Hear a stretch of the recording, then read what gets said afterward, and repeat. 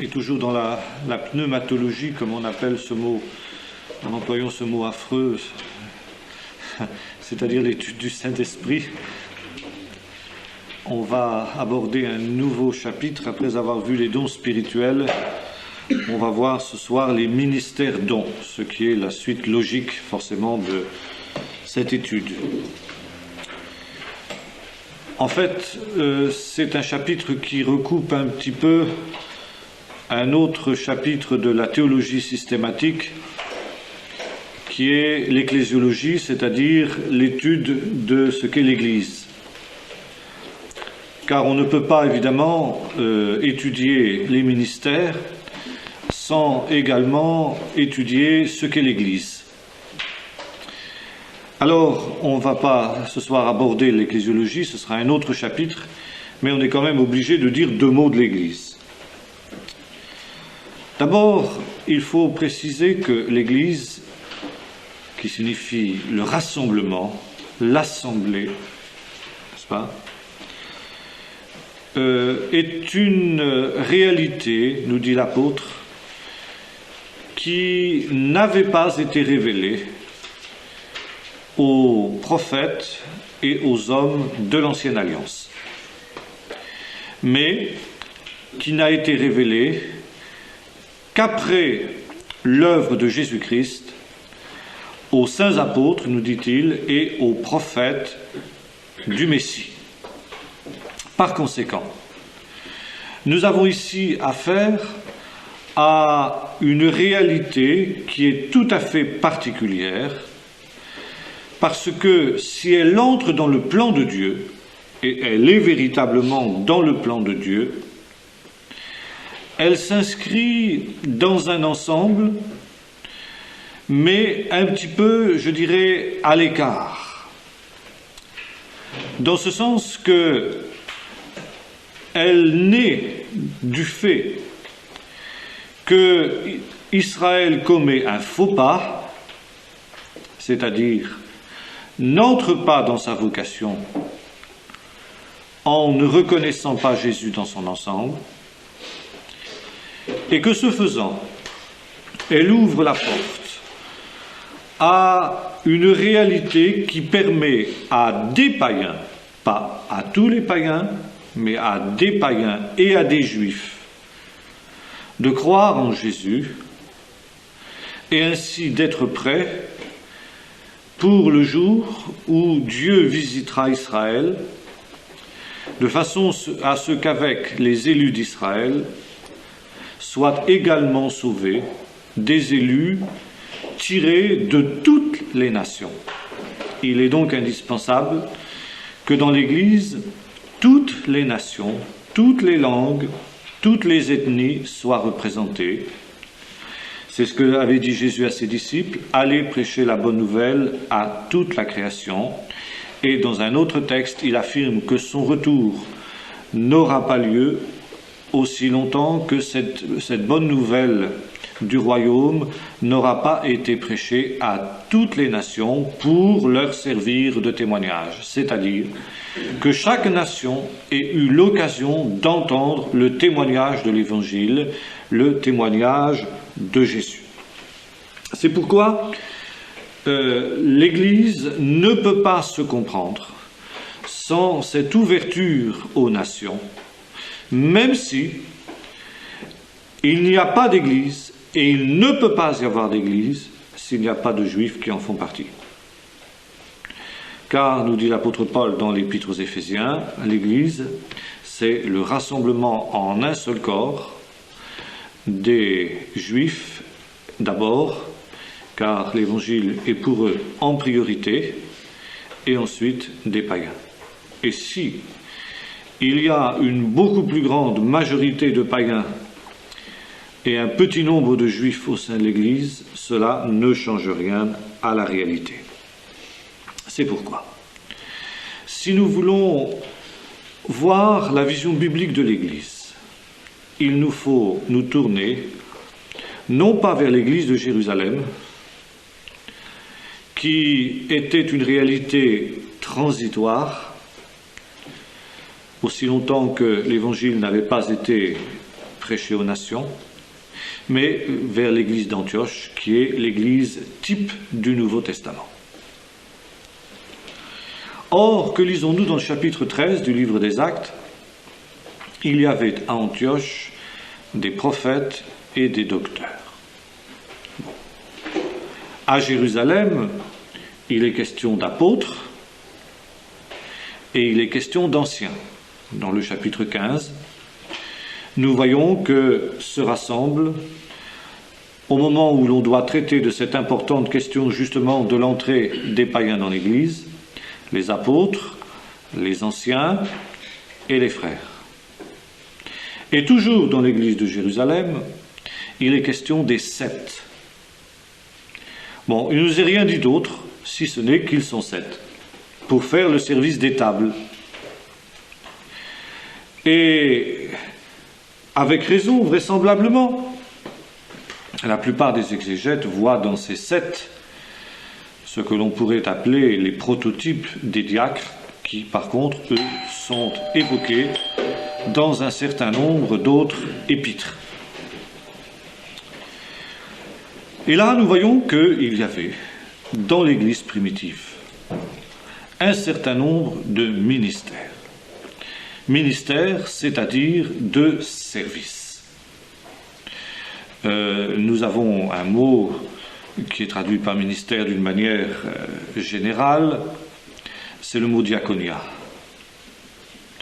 Bon, c'est un mot qui donne bien sûr naissance au mot diacre, qui a un caractère plus spécifique, nous aurons l'occasion de le voir, mais le ministère au sens large porte le nom de diaconia, ce qui est la traduction grecque d'un mot hébreu qui est le mot shamash, et qu'on peut traduire également par service. Le ministère, c'est le service. Le service de Dieu et le service de l'Église.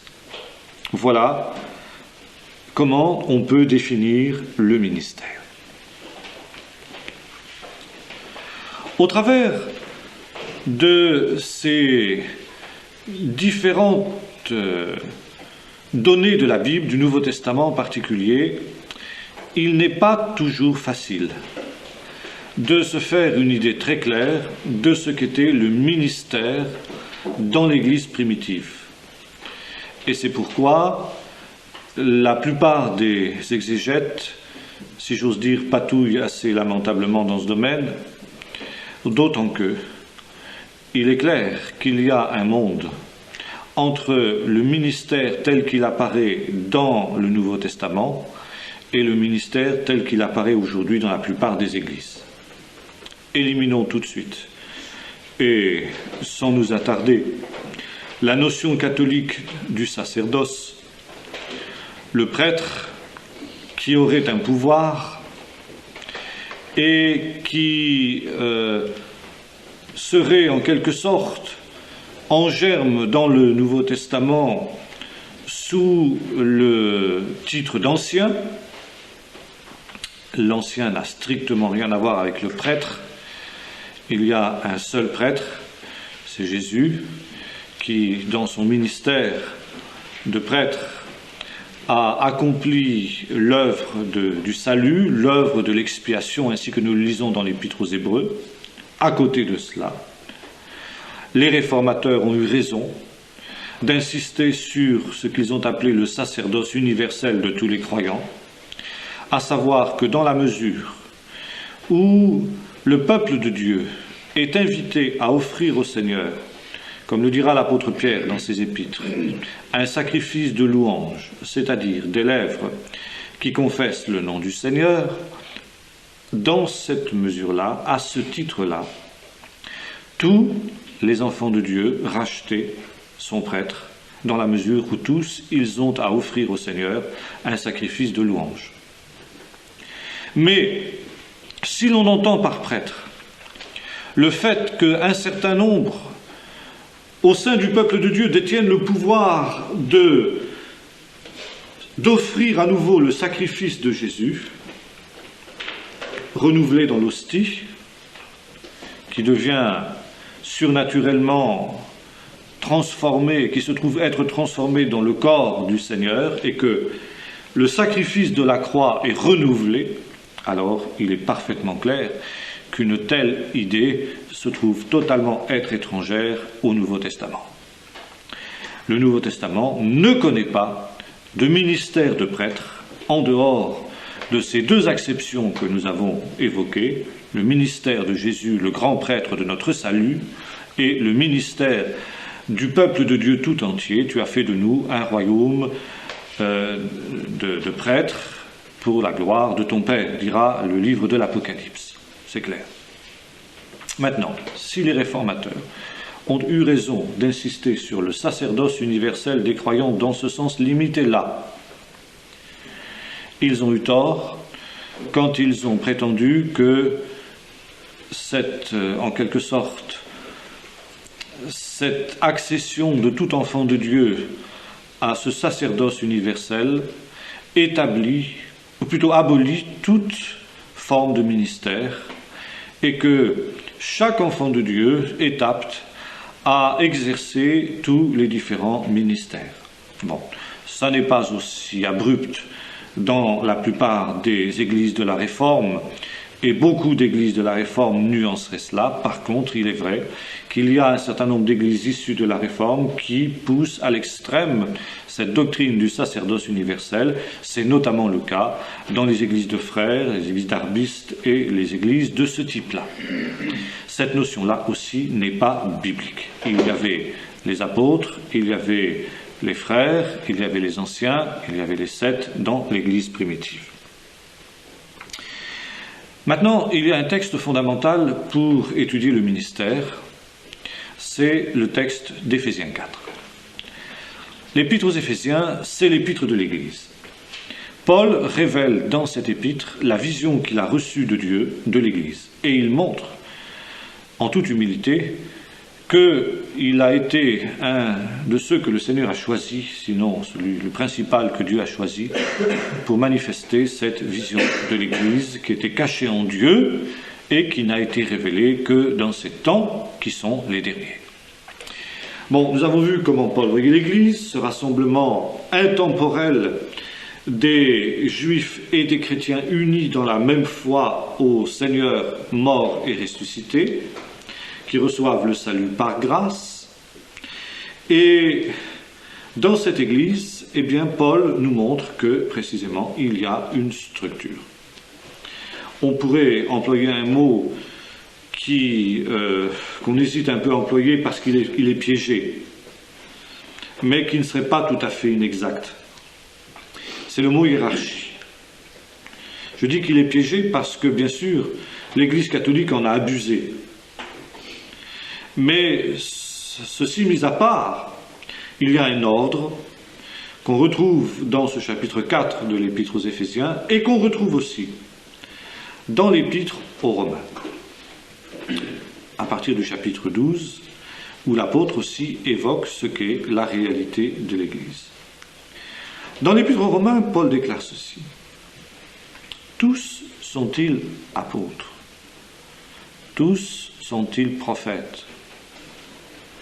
Tous sont-ils docteurs? Tous ont-ils les dons de guérison? Manifestement, la réponse est non. Tout le monde n'est pas cela. Et c'est pourquoi, déclare Paul, dans l'Église, Dieu a établi premièrement des apôtres, deuxièmement des prophètes, troisièmement des docteurs, puis, il cite ensuite, des dons spirituels.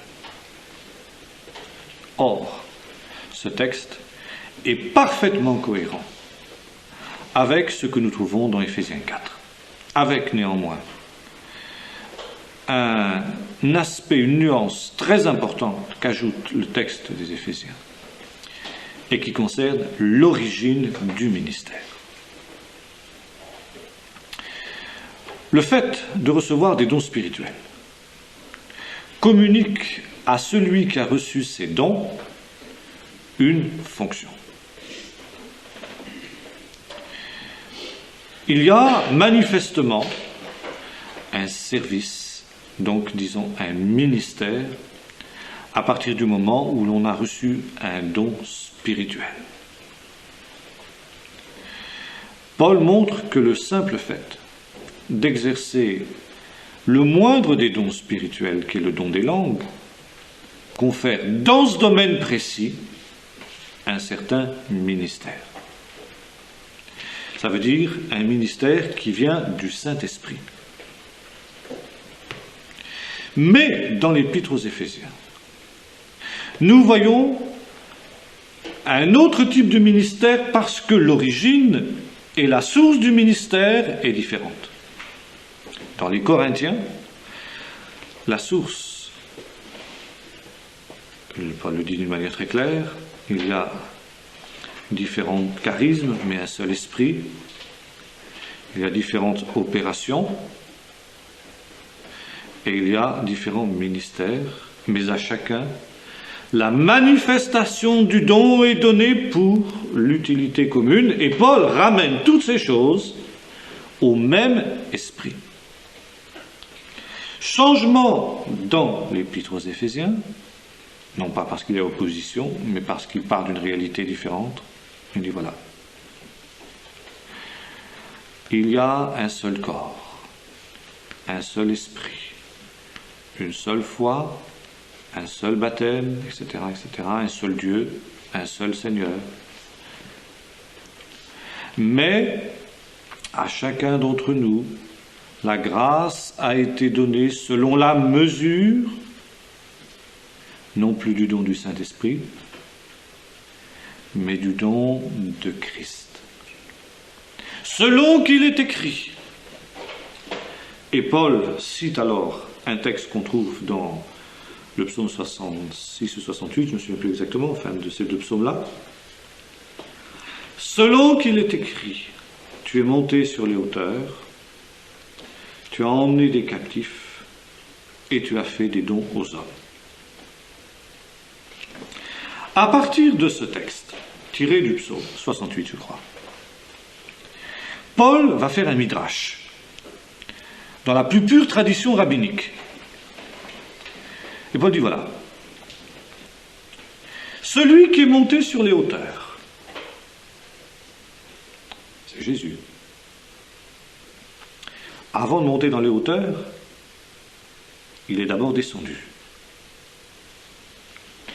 Il est descendu dans les régions inférieures de la terre, c'est-à-dire dans le séjour des morts. Voir Philippiens 2, il s'est rendu obéissant jusqu'à la mort de la croix. C'est pourquoi Dieu l'a souverainement élevé, lui a donné le nom qui est au-dessus de tout nom. Donc, celui qui a été élevé, c'est d'abord celui qui est descendu dans les régions inférieures de la terre. Et ensuite qui est remonté à la droite de Dieu. Et là, il y a évidemment toute la vision néo-testamentaire qu'on trouve déjà dans les psaumes, psaume 110, psaume 2, les psaumes royaux, les psaumes d'intronisation, sur l'élévation du Messie à la droite de Dieu. Le Seigneur a dit à mon Seigneur, assieds-toi à ma droite jusqu'à ce que je fasse de tes ennemis ton marchepied. Donc le Seigneur, par son obéissance, par sa mort, est élevé, c'est l'ascension. Il est assis à la droite de Dieu, et parce qu'il est assis à la droite de Dieu, comme Pierre le dit le jour de la Pentecôte, il répand l'Esprit. Mais non seulement il répand l'Esprit, mais en plus de cela, quand il remonte dans les hauteurs, il ne remonte pas seul. Tu as emmené des captifs. Ah, tu as emmené des captifs. Qui étaient les captifs? Et les captifs, c'était le peuple de Dieu. C'était les pécheurs que nous étions, qui étaient captifs dans la mort, captifs dans le péché, et qui se trouvent libérés de cette condition-là par la mort, la résurrection et l'exaltation de Jésus. Et c'est exactement ce que Paul dit quelques versets plus tôt dans l'Épître aux Éphésiens. Il dit, vous étiez morts dans vos péchés, dans vos offenses, mais voici que maintenant, il nous a ressuscités avec lui, Et il nous a fait asseoir avec lui dans les lieux célestes avec Jésus-Christ. Être assis dans les lieux célestes, à la droite de Dieu, c'est occuper une position d'autorité. Ça ne veut pas dire que nous soyons déjà ressuscités, mais Paul dit, le fait que Jésus soit remonté, ressuscité lui-même, c'est comme si on y était déjà. C'est tellement certain, cette résurrection à venir, ce règne que nous aurons avec lui, que même si pour le moment nous avons encore à attendre un peu, c'est comme si ça y était. Donc nous étions ces captifs que le Seigneur a libérés par sa mort et par sa résurrection. Et alors il nous a emmenés avec lui dans cette gloire céleste. D'autant que, eh bien, parce qu'il règne, parce qu'il a cette autorité, il peut déjà nous la donner. Nous avons déjà, par la présence du Saint-Esprit en nous, quelque chose de cette autorité du Seigneur. Sur les puissances des ténèbres, sur le péché, sur la maladie, sur, bref, tous les ennemis auxquels nous pouvons être confrontés. Troisième terme du Midrash. Tu as fait des dons aux hommes. Et là, Paul pratique le pilpoul rabbinique, c'est-à-dire que par des glissements sémantiques, il arrive à une autre interprétation targoumique. Tu as donné des hommes en don. Et c'est comme ça que Paul comprend ce texte dans l'Épître aux Éphésiens. Et là, nous arrivons à une chose très importante sur l'origine du ministère. C'est que ce Seigneur glorifié, qui a emmené des captifs, parmi ces captifs qu'il a libérés, a choisi des hommes qu'il a donnés, qu'il a envoyés à son Église comme des dons. Et c'est exactement ce que Paul explique après. Après avoir cité le Midrash, il dit « C'est pourquoi il a donné les uns comme apôtres, les autres comme prophètes, les autres comme docteurs, les autres comme évangélistes, et les autres, comme pasteurs et docteurs, évangélistes, pasteurs et docteurs. C'est l'ordre dans lequel il le donne. Pour le perfectionnement des saints, en vue de l'œuvre du ministère et de l'édification du corps de Christ. Donc ici, la pensée est extrêmement claire. Nous n'avons plus ici des dons spirituels qui confèrent des fonctions à ceux qui les ont reçus et qui les ont reçus du Saint-Esprit. Mais nous avons des hommes que le Seigneur a pris du sein des captifs, qu'il a libérés, qu'il a revêtus d'un certain nombre de capacités surnaturelles et qu'il a donné à son Église comme des dons pour que soit accomplie par eux l'œuvre du ministère. Et ceci implique deux choses. Premièrement, le choix souverain de Dieu. Et ceci est une notion fondamentale. Une notion qui heurte, comment dirais-je, la vision démocratique moderne, mais qui est une notion fondamentale qu'on trouve dans toute la Bible. Dans l'Ancienne Alliance, c'est très clair. Dieu choisit souverainement ceux qu'il va envoyer à son peuple. Dieu choisit souverainement Moïse pour qu'il soit le libérateur d'Israël. Quand vient pour Moïse le moment de passer la main, Dieu choisit souverainement Josué. Lorsque le besoin s'en faisait sentir dans Israël de l'époque des juges, Dieu suscitait souverainement des hommes qu'il avait choisis. Othniel, Jephthé, Samson, Gédéon, etc. Samuel. Et tout ce que le peuple de Dieu avait à faire, c'était à les recevoir comme des dons de Dieu, les reconnaître et bien, recevoir ce que le Seigneur voulait leur apporter par ce moyen-là. Quand le peuple d'Israël demande un roi, il n'y a pas une élection pour désigner qui va être le roi, c'est Dieu qui choisit. Dieu choisit Saül, et quand Saül a fauté, Dieu rejette Saül, et souverainement, il choisit David. Donc, la notion de la souveraineté de Dieu dans l'élection en vue du service, du ministère, est fondamentale. Si on n'accepte pas cela, on passe à côté du principe de base de l'ecclésiologie biblique. Et alors on se trouve ramené à tous les problèmes que nous connaissons aujourd'hui dans la plupart des églises. L'élection démocratique des pasteurs, ou alors il y a des campagnes comme des campagnes politiques.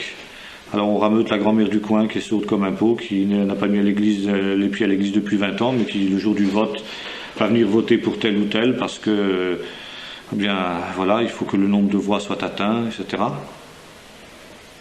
Et dans lequel ensuite on dit, bah Seigneur, voilà, nous avons choisi, toi maintenant, bénis.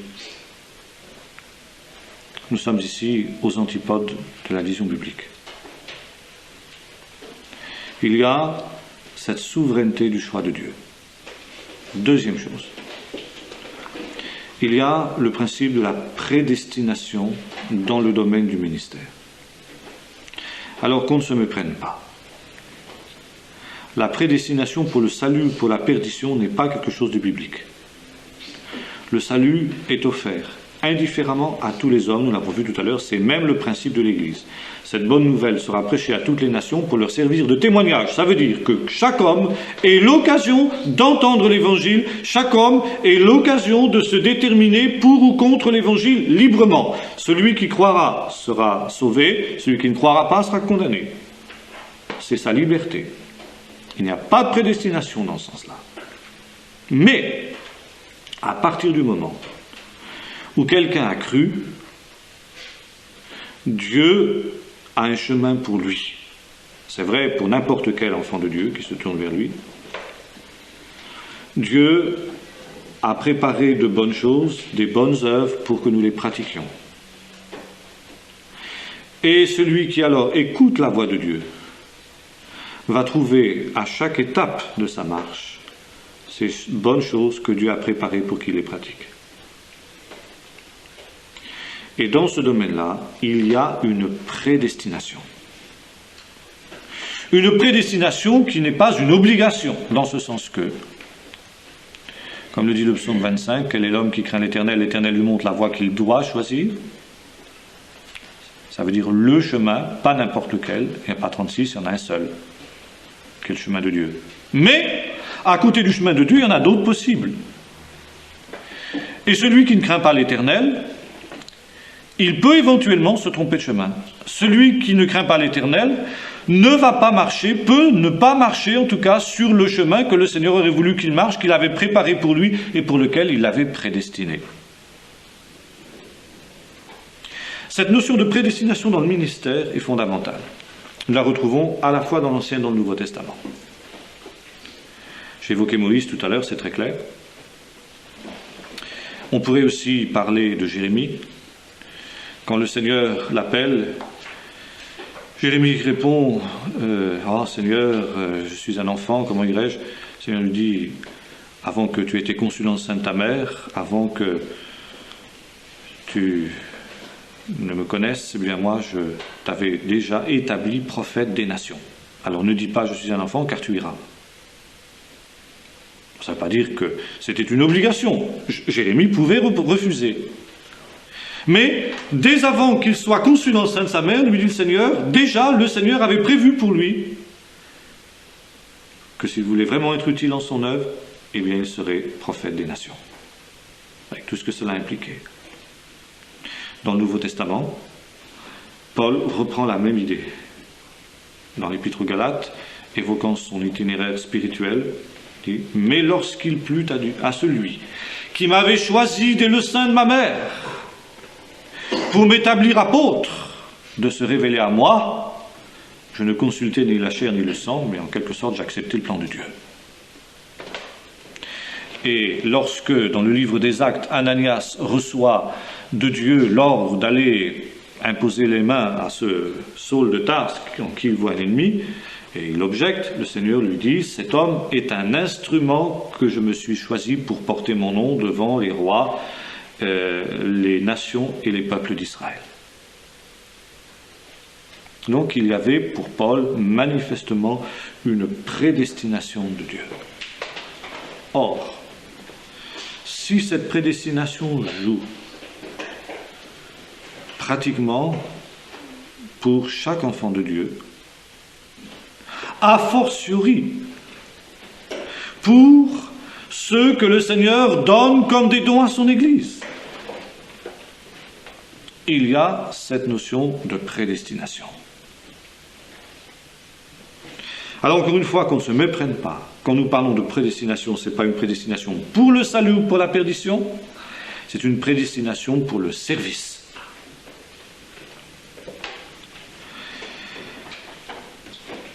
Maintenant, il y a un autre point très important que soulève le texte d'Éphésiens 4. C'est que, en quelque sorte, le ministère se trouve résumé d'abord en Jésus. Il est, nous l'avons vu, prêtre, prophète, pasteur, docteur, apôtre, dans le sens d'envoyé de Dieu. Il est le messager de la bonne nouvelle, c'est-à-dire l'évangéliste. Jésus est tout cela. Et je dirais qu'il l'est plus que jamais depuis qu'il occupe cette place d'autorité à la droite de Dieu. Et autrement dit, l'œuvre du Seigneur, l'œuvre de Jésus, l'œuvre du ministère de Jésus se poursuit aujourd'hui. Et vous savez peut-être que le livre des Actes n'est pas titré.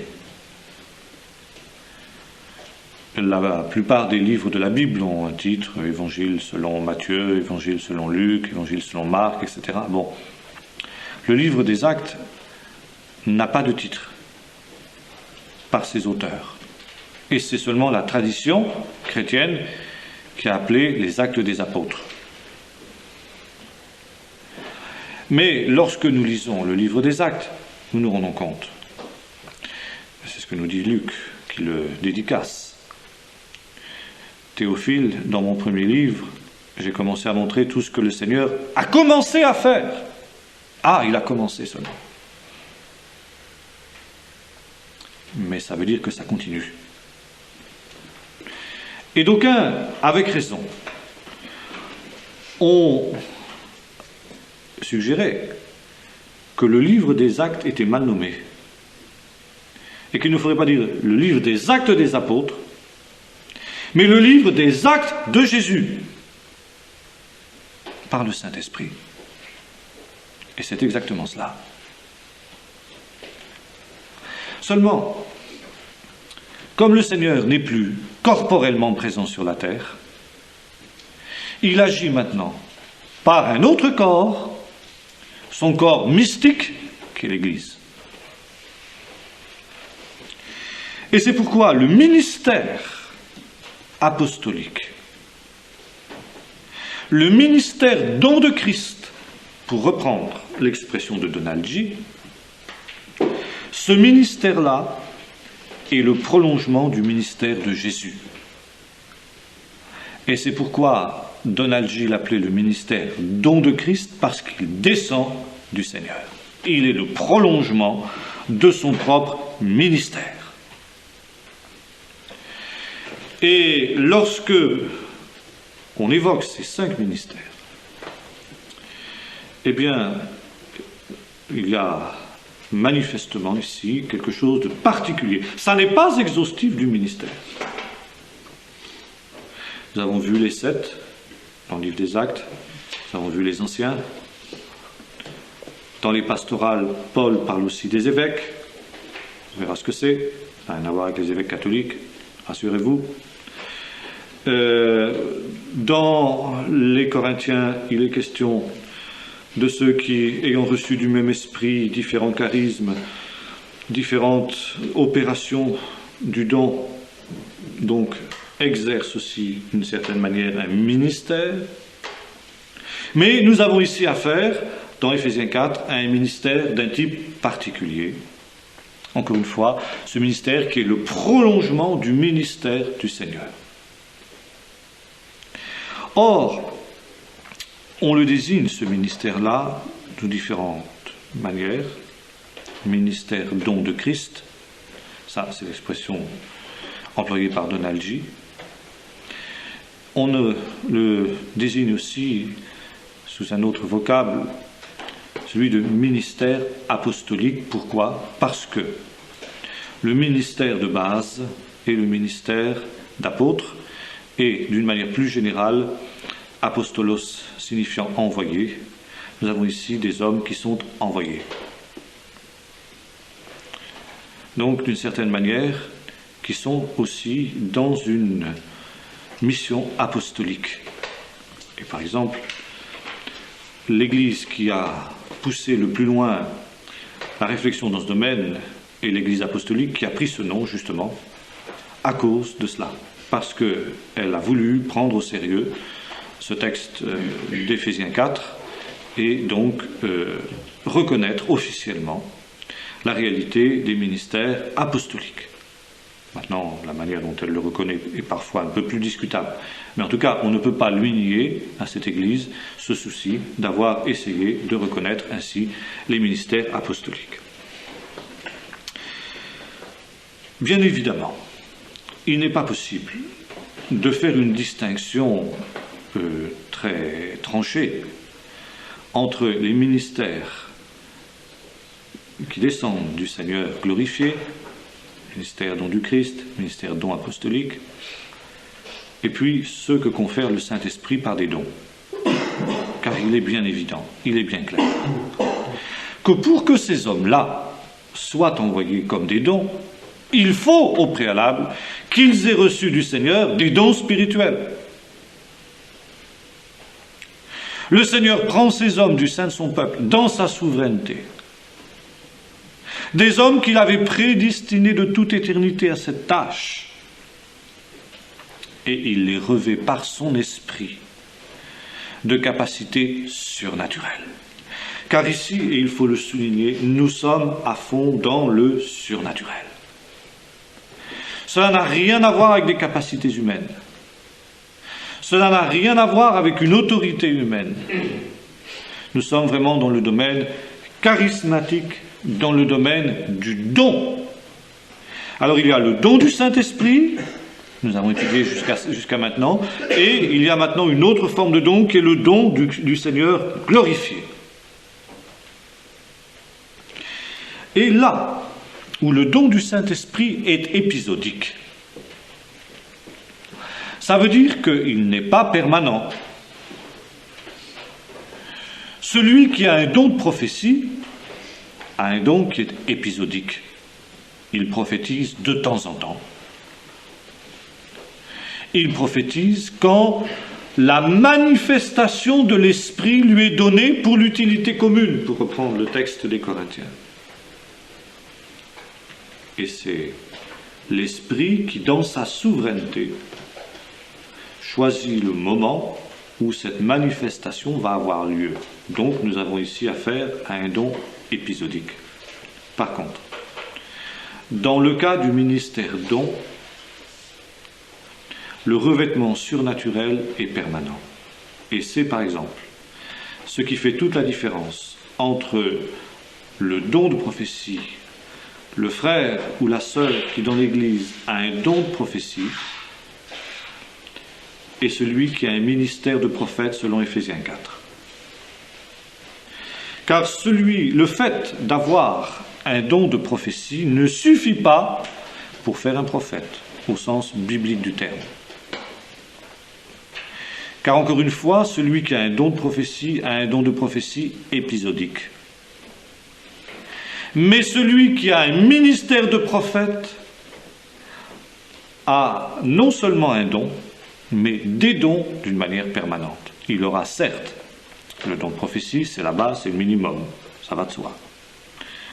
Mais il aura aussi des dons de parole de sagesse, des dons de parole de connaissance, éventuellement des dons de discernement des esprits, bref, tout un ensemble de réalités. Et il suffit de voir, par exemple, un tel ministère en opération à la personne d'un homme comme Martinus Bière, tel qu'il apparaît dans son petit livre Votre Percée, pour nous rendre compte de la différence qu'il peut y avoir entre un ministère de prophète qui est d'une manière permanente sur l'homme de Dieu et puis le simple don de prophétie qui est manifesté dans les assemblées de l'Église. Et c'est ainsi que nous voyons par exemple le Seigneur saisir Martinus Bière à son travail, dans le train, pendant qu'il est en train de manger, le réveiller la nuit, etc. Nous sommes dans une autre dimension. C'est clair, n'est-ce pas?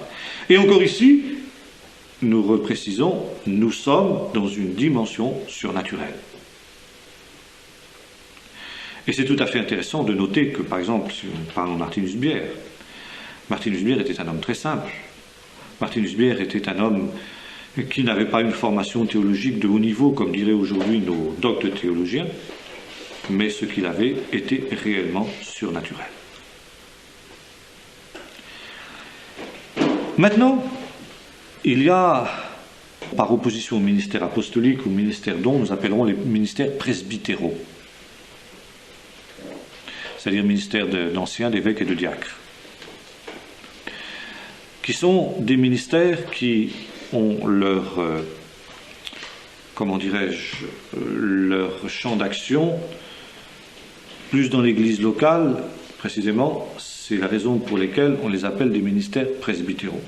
Il va de soi que pour l'exercice de tels ministères, des dons spirituels sont fortement recommandés. Et que là aussi, nous retrouvons les notions que nous avons évoquées, savoir la notion d'appel souverain de Dieu, la notion de prédestination, et l'importance, encore une fois, aussi du revêtement surnaturel. Mais ces éléments qui sont très très forts dans le cas des dons, des ministères dons, ne seront pas aussi absolus, nous aurons l'occasion de le voir, dans le cas des ministères presbytéraux. Autre élément de différence. Il est clair, quand nous lisons Éphésiens 4, que ces dons, ces ministères dons, sont donnés à l'Église universelle. Ça veut dire que ces ministères-là ne sont pas limités à une communauté locale, même si il est normal qu'ils s'enracinent d'abord dans une communauté locale. Et si nous avons quelques exemples bibliques, nous prendrons l'exemple des apôtres, Pierre et Jean, descendent en Samarie, quand Philippe les appelle après avoir provoqué un réveil dans cette ville. Pierre va visiter les églises qui sont dans la région du Charonne, jusqu'au moment où il se trouve à Césarée, où vient le chercher Corneille. Agabus est envoyé par l'Esprit Saint à Antioche plus tard à Césarée, quand Paul va revenir. Mais tous ces hommes ont, si j'ose dire, un port d'attache. Pierre et Jean ont leur base à Jérusalem. Agabus aussi a sa base à Jérusalem. Paul, qui est un grand voyageur, s'il en fut, a aussi une base, Antioche. C'est l'église d'où il part et dans laquelle il revient. N'est-ce pas? Mais le ministère de ces gens-là, même s'il s'exerce davantage dans le cadre de la communauté locale, n'est pas limité à l'église locale. Et dans le cas de Paul, par exemple, il sera essentiellement extérieur. Paul n'aura pas une grande activité dans son port d'attache qui est Antioche. Par contre, les ministères presbytéraux s'exercent davantage dans le cadre d'une communauté locale à laquelle ils sont indispensables. Parce que de la même manière que les ministères dons forment l'ossature de l'Église universelle, la charpente, et c'est le mot que Paul emploie, les ministères presbytéraux forment la charpente de la communauté locale.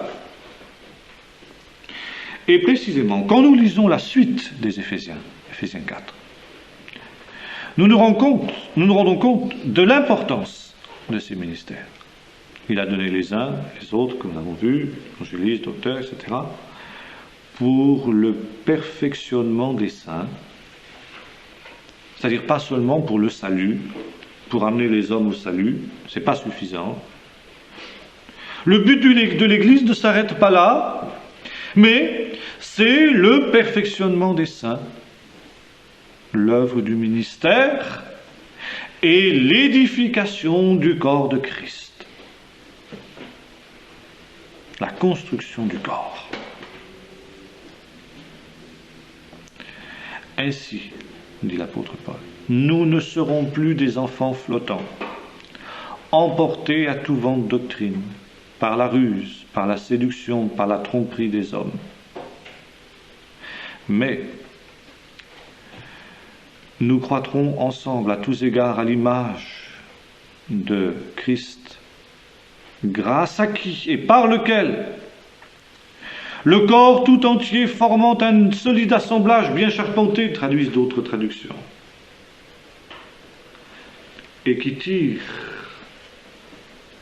sa force de chacune des parties qui la composent, se construit lui-même et s'édifie dans l'amour jusqu'à ce que nous soyons tous arrivés à la mesure de la stature parfaite de Christ, à l'état d'homme fait, et qu'ainsi nous professions ensemble la charité dans l'amour. Voilà le but. Ça veut dire que le ministère est un moyen pour atteindre ce but, qui est double: l'édification de l'Église, le corps de Christ, comme un assemblage bien charpenté, solide, dans la complémentarité de ce que chacun peut apporter aux autres, tire son accroissement de la force de chacune de ses parties, et en même temps a pour but l'édification de l'individu qui est dans l'Église. Le corps et l'individu. Maintenant, si cela n'est pas, si nous n'avons pas cette charpente, que se passe-t-il? L'inverse. Le peuple de Dieu est semblable à des enfants flottant emportés à tout vent de doctrine, par la ruse, par les tromperies des hommes, par les moyens de séduction. Il ne s'édifie pas, il ne tire pas sa force, ni son accroissement de la force de chacune de ses parties. Les individus qui la composent ne croissent pas à tous égards à l'image de celui qui est le chef, Christ, etc., etc. Et l'un des grands problèmes de l'Église moderne, c'est justement la notion des ministères. On a fait du ministère une toute autre réalité que celle-là. Soit on en a fait le prêtre dans l'Église catholique, soit on en a fait le pasteur dans les églises issues de la Réforme, qu'il l'est parce qu'il a été choisi pour le faire, parce qu'il a été formé par la théologie humaine, n'est-ce pas? Mais il n'y a pas cet assemblage, il n'y a pas cette charpente. Bon. Donc, conséquence dans l'Église locale d'abord. Parce qu'il n'y a pas cette articulation entre les ministères presbytéraux et les ministères dons. Les ministères presbytéraux, ils n'existent pas. Il y a une caricature des ministères presbytéraux parce que il y a une loi, qui est la loi de 1905, la séparation de l'Église et de l'État, et qui veut que les associations cultuelles soient représentées devant les pouvoirs publics par un bureau. Et ce bureau est élu par les membres de l'Assemblée générale, donc comme ça pourrait être... c'est la même structure que celle d'une association de pêcheurs à la ligne ou de boulistes, hein, c'est exactement la même chose. Et à partir du moment où ces gens-là ont été élus par l'Assemblée générale de l'association cultuelle, ils sont bombardés anciens, ils sont bombardés diacres. Je me souviens, chez les baptistes, c'était typique, n'est-ce pas? Alors, on appelait ça, là, c'était des diacres. Dans d'autres églises, ça s'appelle des anciens, chacun, là, dans ce domaine-là. Il y a un flou artistique dans ce domaine-là, différence entre anciens et diacres. On n'a pas d'évêque quand même.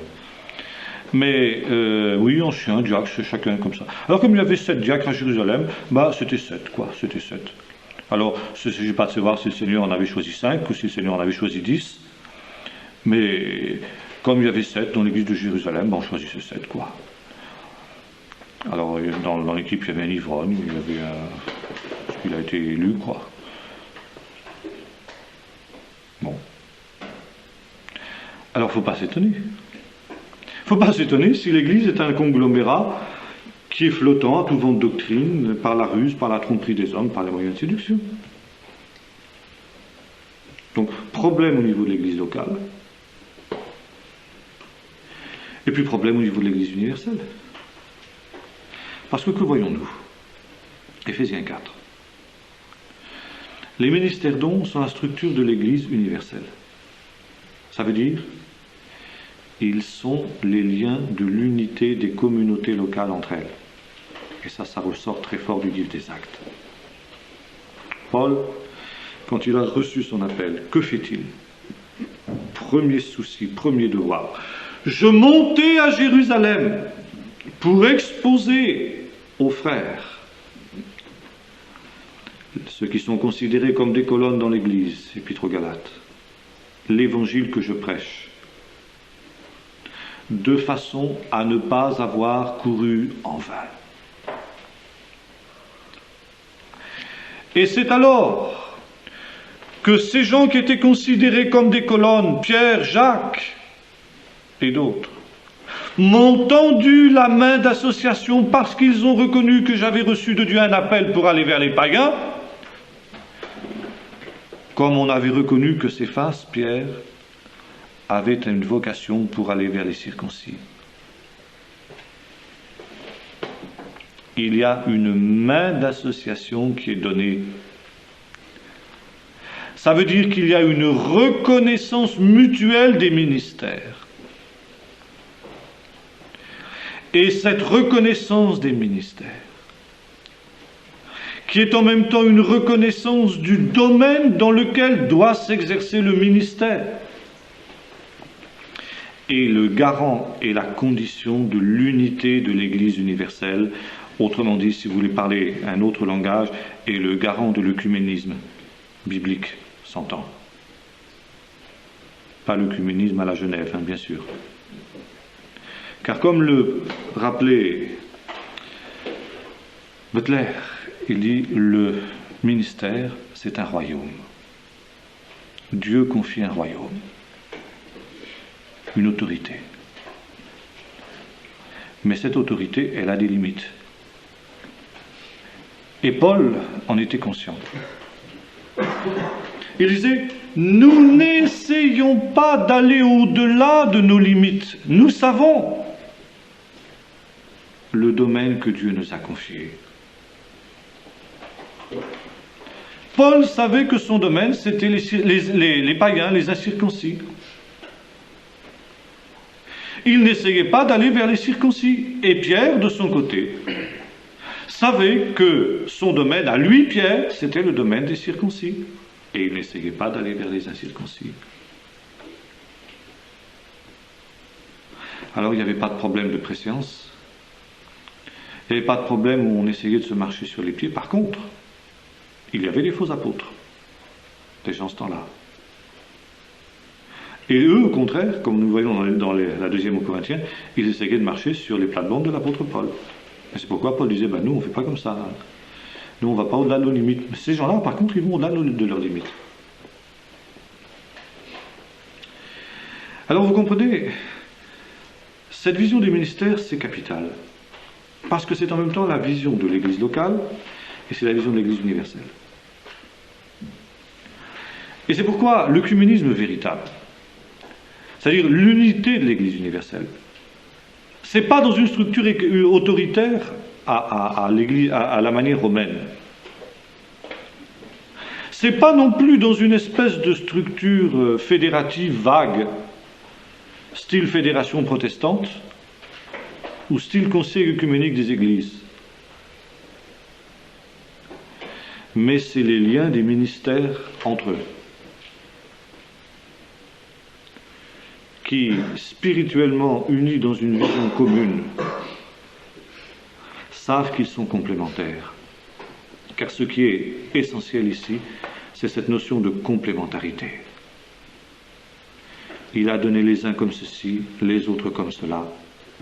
Ça veut dire personne n'est tout à lui tout seul. Il n'y en a qu'un qui est tout à lui tout seul, c'est Jésus. Mais il a donné les uns comme ceci, les autres comme cela, pour qu'ils se complètent. Ils se complètent tant au niveau de l'Église locale qu'au niveau de l'Église universelle. Et ça, c'est une notion absolument primordiale, pour que Dieu réponde ainsi aux besoins de son peuple. Et Paul rappelle quelques versets plus tôt une chose importante. Il dit, voilà, efforcez-vous de conserver l'unité de l'esprit dans le lien de la paix. Donc nous avons ici véritablement la raison du ministère. C'est de veiller sur cette unité de l'esprit dans le lien de la paix, même si, et Paul le dit quelques versets plus loin, nous ne sommes pas éventuellement encore arrivés tous à l'unité de la foi et de la connaissance du Fils de Dieu. Mais nous sommes en marche vers là, et c'est le but du ministère. Voyez-vous ?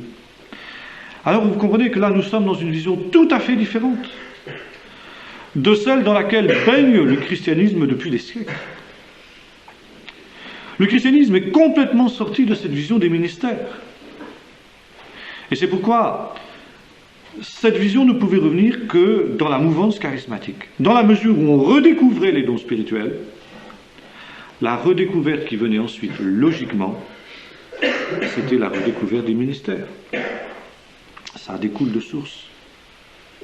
Et Donald G. avait bien raison quand il disait le mouvement de l'esprit réussira ou échouera dans la mesure où il redécouvrira ou ne redécouvrira pas les ministères.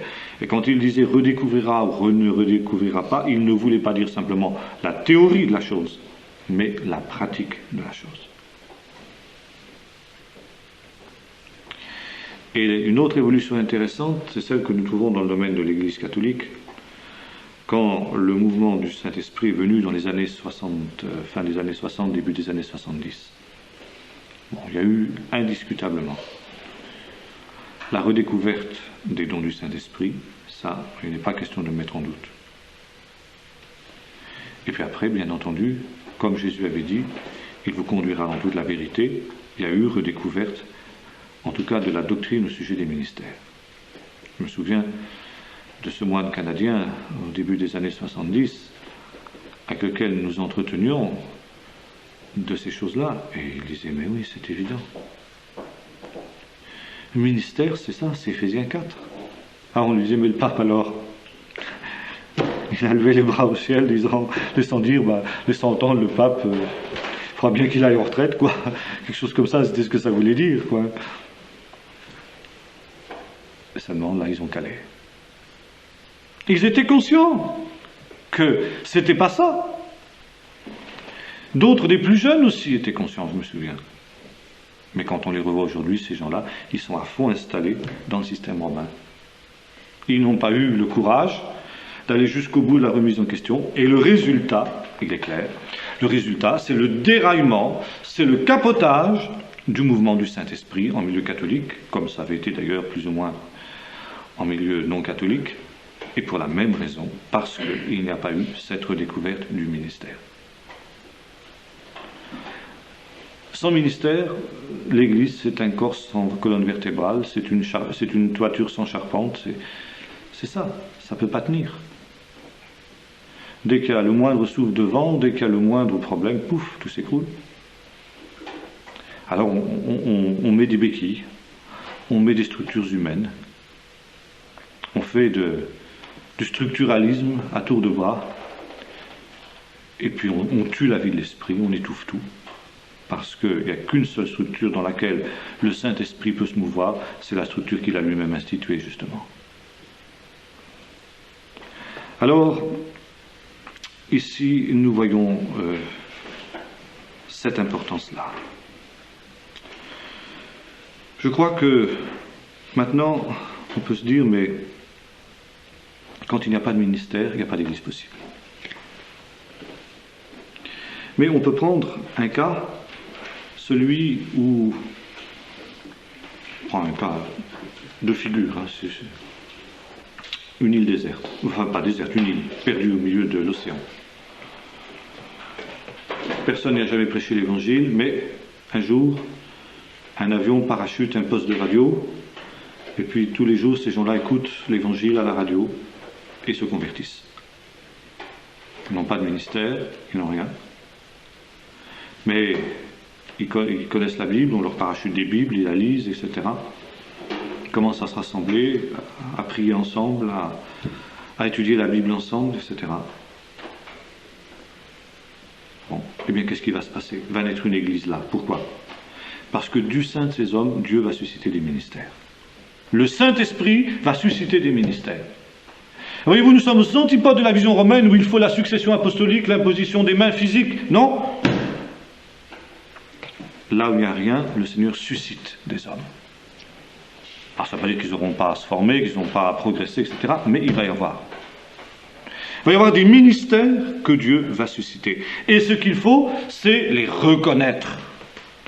De tout temps, Dieu a suscité des ministères. On dit, mais il n'y a plus de ministères, Dieu n'en suscite pas. Mais si, ils en suscitent. Mais on ne les reconnaît pas, c'est ça la question. Alors, pour terminer, on pourrait simplement citer cette parole de Jésus, la moisson est grande, priez le maître de la moisson d'envoyer des ouvriers dans la moisson. Et quand le Seigneur envoie des ouvriers dans la moisson, apprendre à les reconnaître. Et ça, c'est pas évident. C'est pas facile quand on a des ornières, des œillères, quand on est dans les sentiers battus des traditions humaines. Voilà, ce soir, ce qu'on pouvait dire, c'est l'introduction sur les ministères.